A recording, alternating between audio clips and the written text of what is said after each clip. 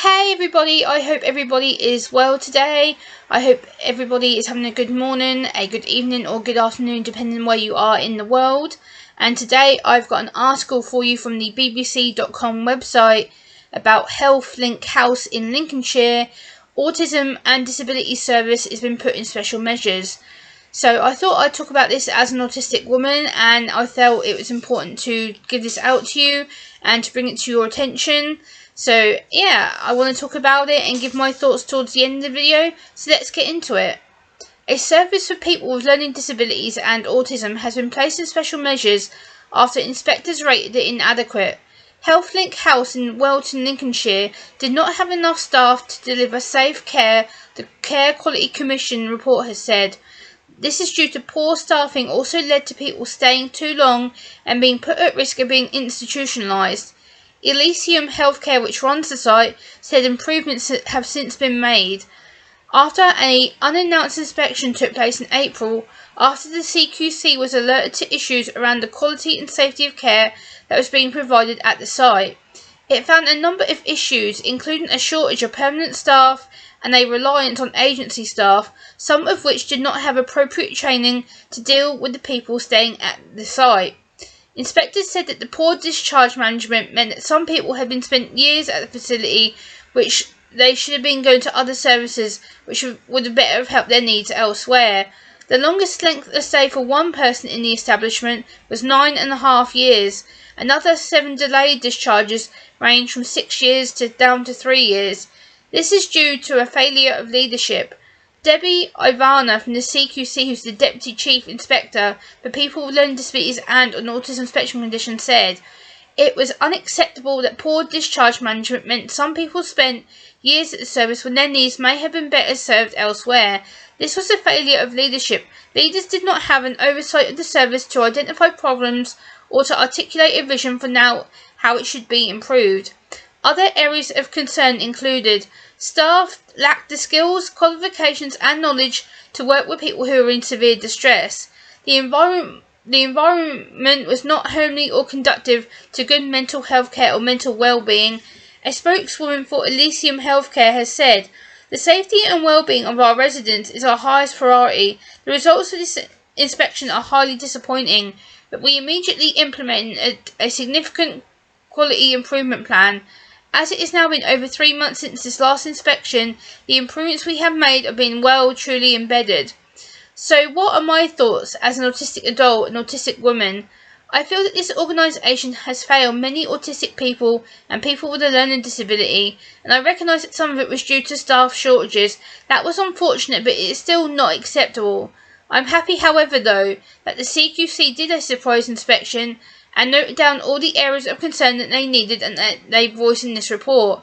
I don't understand why there is not a permanent set of staff at this facility, and why are they having to rely on agency staff? Also, why were the staff there who were working there not trained to a legal standard or not having qualifications checked before starting employment? Why were people there kept there such a long time? If it is a short stay facility, why was the discharge paper left for so long and not done for years by the sounds of what I've read? But again, I do totally agree that this was an absolute failure of leadership within the organisation. I agree with Debbie from the CQC when she says that it is unacceptable that poor discharge management means somebody spent years at the service and their needs could have been better met elsewhere. Also, why was the environment not made up to date? Why was the furniture lacking? Why was the furniture marked as unsafe? Also, why was the service users not being involved clearly on how to best support them and care for them? Also, why was there not a meeting set up for the service users who lived there for such a long time or who were on a short stay visit at that facility? And why were things not set up so they could voice their opinions and concerns or get their family, friends or loved ones in control with them so that they knew how to help each other, how to make things better for other people who were staying at the facility? Also, why weren't the service users called in to give a survey, or why did the CQC not speak to people with learning disabilities and or autism? This report actually floors me. It absolutely shocks me. I think it's disgusting.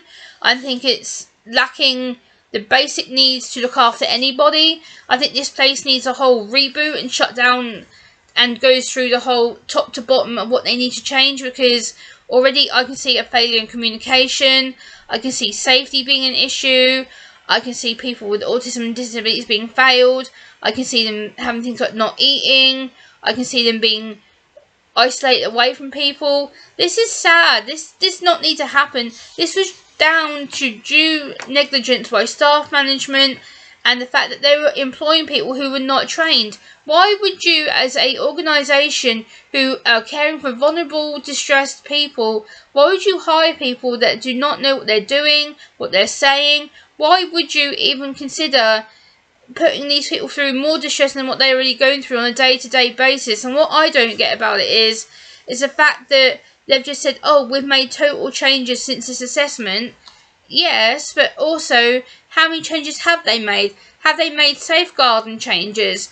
Have they made changes that look after people with learning disabilities and autism? Or have they just ticked the box because the government and the CQC have said, right, okay, you need to make changes, you failed in A, B, C, D in these areas? Or is it just something that they have to do just to say that they've listened to the inspectors of this report? But I hope that they really have improved the people who are staying there. I really hope that people with autism, learning disabilities are having their voices heard. I hope that they are making these legal changes. I hope that the place has improved. I hope that the workers who work there are getting better training. They're getting more flexible training. Maybe, I know because of the pandemic and stuff, that not a lot of people are working in work right now. So all the training they are doing, maybe at home or on the computer, they are doing training that is relevant to autism and learning disabilities. I hope that they're able to get access to the internet to do these trainings. I think the more training they have, the more care that they have, the more they're able to rely and reply to their residents and make sure these vulnerable people are taken care of. I just think this was just due down to negligence. I think this was down to lack of staff training. Again, this shouts that the fact that people with learning disabilities and autism are being ignored. Clearly, this is an area that needs to be worked upon and improved. I think it's absolute just horrifying. I don't know what to think, what to say, to be honest with you. I'm very shocked at this. I think it's absolutely disturbing. The fact that someone was left in there for 9.5 years. What the hell were they thinking? Like, to keep someone in a short stay facility for 9.5 years, that's absolute human rights issue right there. And the fact they clearly haven't gone through the discharge papers or treatment papers, the treatment plans, the care plans of how to help that person to get better or how to best look after them in the local community. I think this is, again, down to negligence. It's down to staff training. It's down to the residents having their voices heard. I think part of it is just the fact they've not given the service users more involvement. It sounds like they've totally not even asked them how they feel about the concerns that have been raised. So let me know what you guys think down in the comments down below. I will also link this article in my video description down below as well, and I will see you next time, guys. Bye!